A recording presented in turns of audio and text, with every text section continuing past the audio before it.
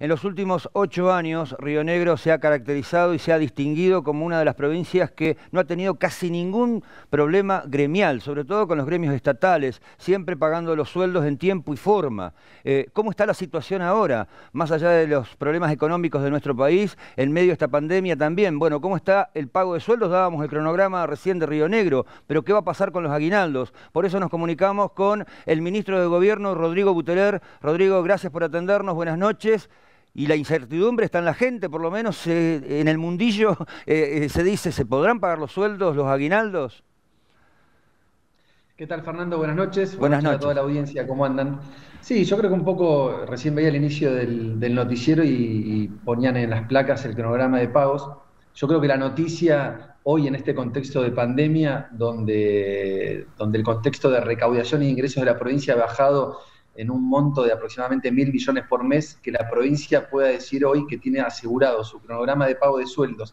Y no solo eso, sino que está asegurado el pago del medio aguinaldo para todos los trabajadores del Estado. Creo que es una muy buena noticia y habla muy bien del manejo financiero y económico que tiene hoy la provincia y que ha tenido estos últimos años, a pesar de que estamos hablando de que se va a pagar en cuotas a determinada cantidad de trabajadores públicos, ¿no? Y creo Ujú. que lo decían muy bien ustedes al principio, el 80% o más del 80% de los trabajadores del Estado van a cobrar su aguinaldo en el mes de julio. Creo que eso también es un hecho muy importante y son muy poquitos los que van a cobrar una segunda y una tercera cuota en el mes de agosto y en el mes de septiembre, que tiene Es, que ver con una cuestión de ingreso, ¿no? claro, eso sería para los sueldos que son mucho más grandes, ¿no?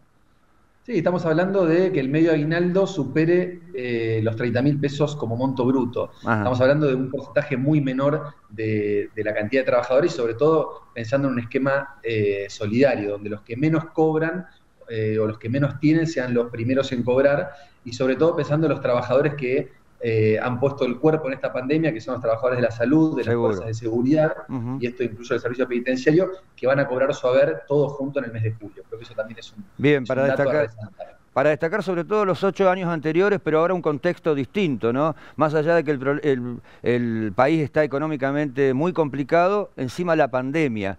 ¿Qué le va a pasar a Río Negro económicamente o qué es lo que se vislumbra para los próximos años?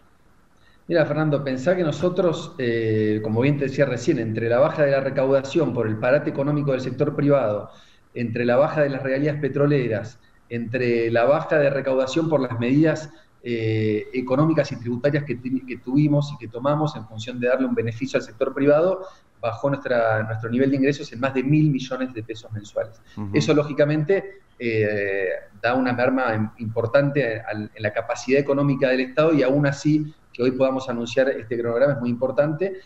Lógicamente, nosotros siempre lo decimos, esto es mes a mes, no hay nada garantizado para adelante. Sí. Por supuesto que el gobierno nacional viene colaborando con las provincias, por eso hay un aporte, más que un aporte, es un crédito de 3.000 millones, que con eso nos vamos a valer para poder hacer frente al Ujú. pago de aguinaldos.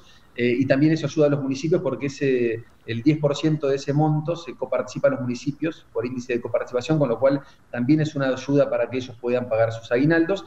Y veremos los meses siguientes cómo vienen transitando. Nosotros tenemos la expectativa de que con todas estas últimas medidas de cambios de fases sanitarias y esta reactivación económica en Sí. algunos sectores, como es el comercio, como es la gastronomía, que tenemos la idea de que en una semana, 2 semanas pueda empezar a comenzar a funcionar en el Ujú. Alto Valle, con las Bien. diferencias de algunas localidades que vienen un poco más atrasadas, que esa reactivación económica se traduzca en ingresos para la provincia y que esto empiece a equilibrar de alguna manera las finanzas y se Sí. empiece a equilibrar los programas de pago en función de eso. Bien, ojalá así sea, así fui muy futurista, ¿no? ¿Qué va a pasar los próximos años? No sabemos lo que va a pasar dentro de 2 meses, ¿no? Complicada la situación para todos.